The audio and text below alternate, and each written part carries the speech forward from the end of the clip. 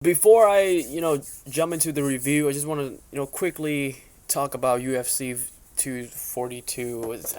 It is heartbreaking, seeing Dustin Poirier like that. I mean, the man he worked his ass off. He worked his ass off his entire life for this moment, and I mean, that just show you the life of a fighter. Sometimes the hardest thing about being a fighter is not so much the beat down, the injuries, the bruises that you get, the weight cut sometimes it's not that.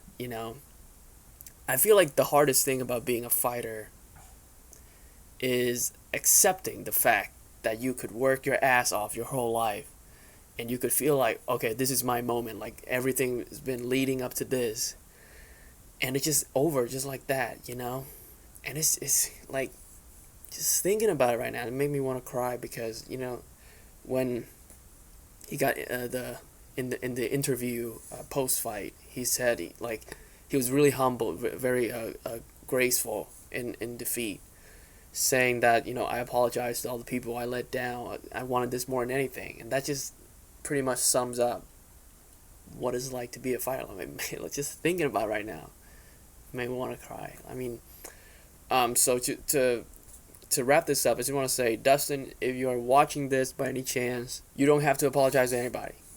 You don't have to apologize to anybody. And as a fan, and I know a lot of people will share this opinion with me. As a fan, we could not be more proud of you. And you just keep your heads high, and you'll be back in there whooping asses in no time. All right, now let's talk about this movie, It Chapter 2. Also directed by Andy Muschietti, who did the first one, and this movie. Let me say something. It is not, unfortunately, it is not as good as the first one. There are some issues that I will touch on in the review, but overall, I had a really good time. Me and my cousin, we went to see it late at night, and we had a really, really good time with this sequel. The first It movie kind of caught me by surprise. Like, I did not expect that movie to be as enjoyable and as good as it was. But it turned out to be one of my favorite horror movie, like, in such a long time. And obviously, expectation and hype was off the roof for this one. I was really looking forward to it, and there are so many things that they did right, and one of them being the cast. Like, I can't remember the last time, when I look at a casting decision and I went, that is just perfect. And it didn't just happen like once. Like, it's not just the one actor that they got that made me go, oh, that's perfect. The entire cast, the entire loser club was cast so perfectly. It's actually scary. Like, how did they get actors that not only look like their kids, counterpart, but act like them and feel like them, talk like them, and they actually feel like the same person.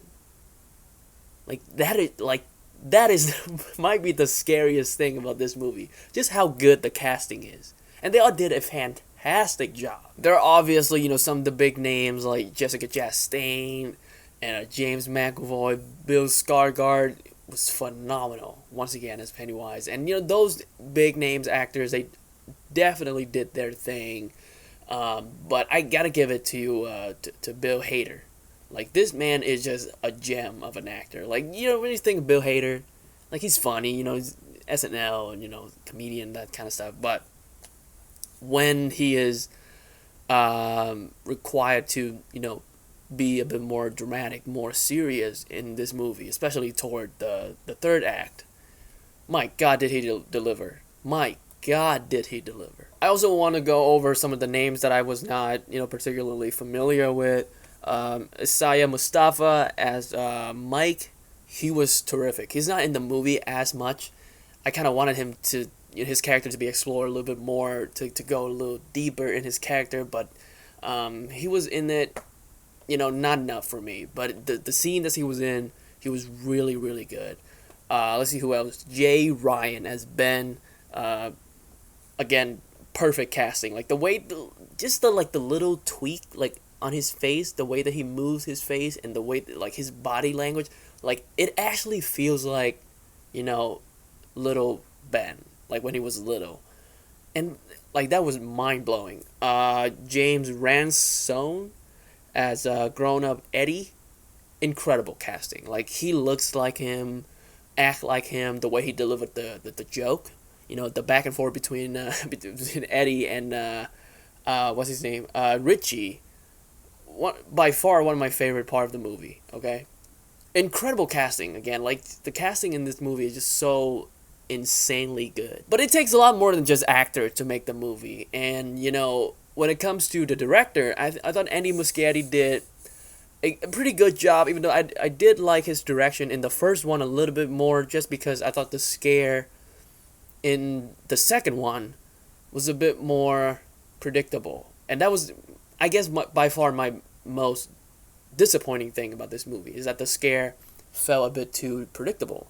You could tell when, you know, something's gonna pop out. You could tell when, you know, Pennywise is gonna like jump out and scare you or like eat someone. You could tell when certain things would happen, and from someone like Andy Muschietti, it's kind of disappointing because he proved in the first movie and also in his Mama movie that he could handle like atmosphere, he could build tension, he could do all that good stuff, you know. There are some good scare. I'm not saying that this movie is not scary, because it is definitely scary. But it's just a bit too predictable this time. And you know, when critics said that this second one is not as scary as the first one, I don't think that they meant that the movie is not scary. I think what they're trying to say is that the scares are predictable, and because this time the movie is a bit, it's a lot longer than the last one. It just feels like it takes a little while for like a scare or for like a horror sequence to happen. I think that's what they meant. Speaking of, being longer than the first movie, my God, the pacing. Let me tell you something. I don't have a problem with 3 hours movie. And I don't think this movie felt like a 3 hours movie, but there are certain things that it could definitely cut out. And if you're one of those people who's like, oh, but that's what happened in the book, like number one, I haven't read the book, so I don't care. And number two, when it comes to film adaptation, that you got to do that anyway. There's certain things that worked on the page, but when translated into visual media, you got to cut that stuff out. So personally, but that happened in the book argument is not very strong. So don't even hit me up with that bullshit. So certain things could have been shortened. Certain things could have been cut out completely. There are characters that showed up and I was like, why are you even in the movie? There's this one character that showed up that confused the hell out of me. Like, first of all, how did you survive the first movie? And second, they didn't really do anything interesting with this character. So I was like, the movie could have been so much tighter. The pacing could have been so much better if you just cut this character out completely. And there's this thing where when they go back to the flashback when the Losers Club were being, little teenagers, little kids. There's something that they did with Finn Wolfhard, Richie. There's something about his face that I believe, I think they did like the aging, because when they filmed the second one, Finn Wolfhard looks, first of all, he got taller, and second, he just looks different. So there's something weird about his face. And there's something really, really weird about his voice. And I was convinced that the whole time it was ADR. There's nothing you can do about it, but at the same time, I feel like this movie could have benefited from filming it back to back with the first one.